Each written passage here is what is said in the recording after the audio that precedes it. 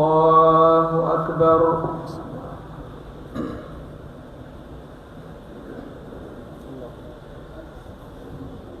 الحمد لله رب العالمين الرحمن الرحيم ملك يوم الدين إياك نعبد وإياك نستعين اهدنا الصراط المستقيم صراط الذين أنعمت عليهم غير المغضوب عليهم ولا الضالين.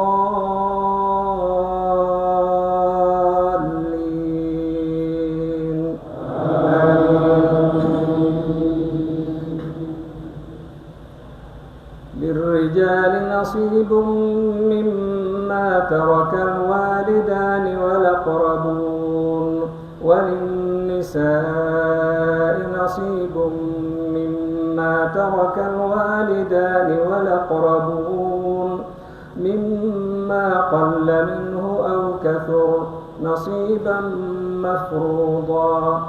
وإذا حضر القسمة أولو القربى واليتامى والمساكين فارزقوهم منه وقولوا لهم قولا معروفا. وليخشى الذين لو تركوا من خلفهم ذرية ضعافا خافوا عليهم فليتقوا الله وليقولوا قولا سديدا.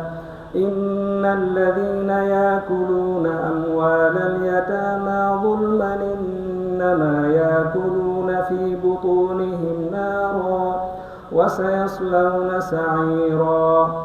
يوصيكم الله في أولادكم للذكر مثل حظ الأنثيين فإن كن نساء فوق 2 فلهن ثلثا ما ترك وإن كانت واحدة فلها النصف ولأبويه لكل واحد منهما السدس مما ترك إن كان له ولد فإن لم يكن له ولد وورثه أبواه فلأمه الثلث فإن كان له إخوة فلأمه السدس من بعد وصية يوصي بها أو دين. آباؤكم وأبناؤكم لا تدرون أيهم أقرب لكم نفعا إن الله كان عليما حكيما. آباؤكم وأبناؤكم لا تدرون أيهم أقرب لكم نفعا فريضة من الله إن الله كان عليما حكيما. الله أكبر.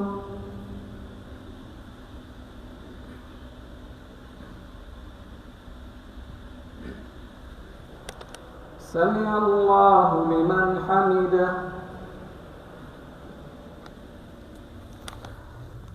الله أكبر.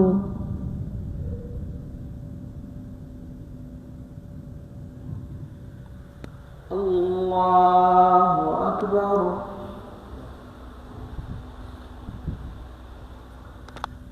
الله أكبر.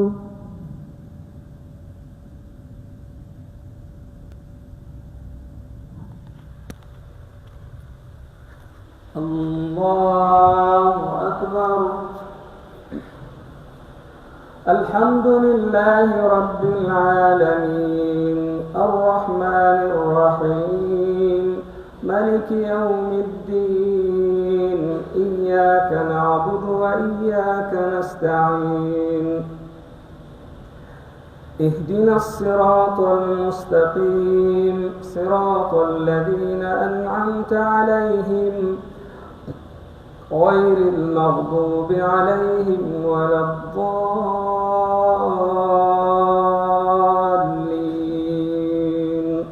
آمين.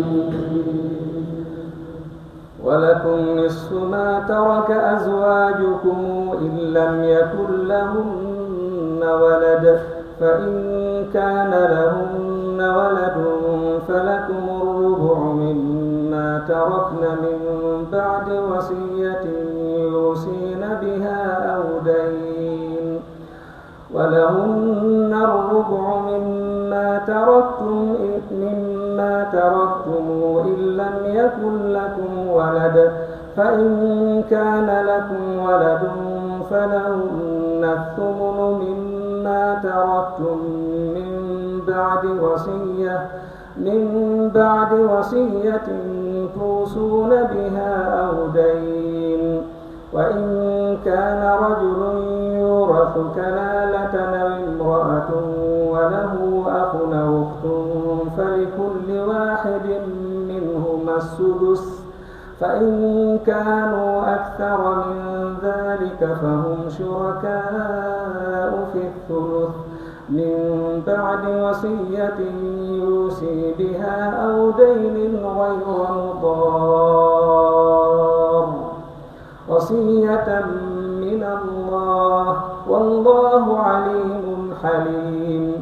تلك حدود الله، ومن يطع الله ورسوله ندخله جنات تجري من تحتها الأنهار خالدين فيها، وذلك الفوز العظيم.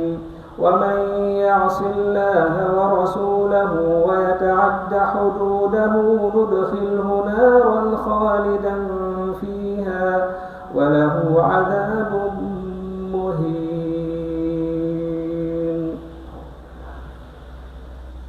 الله أكبر.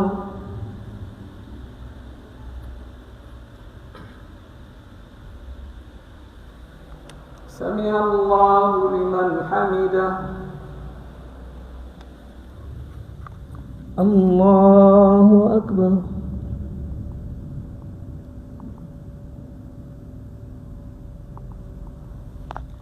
الله أكبر.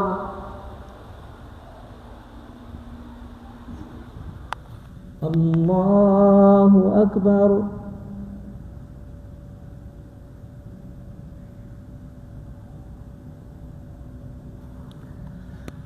الله أكبر.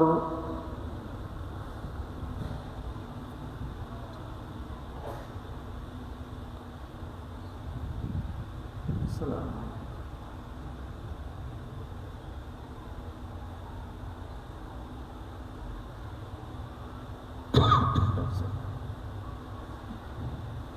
السلام عليكم ورحمة الله. السلام عليكم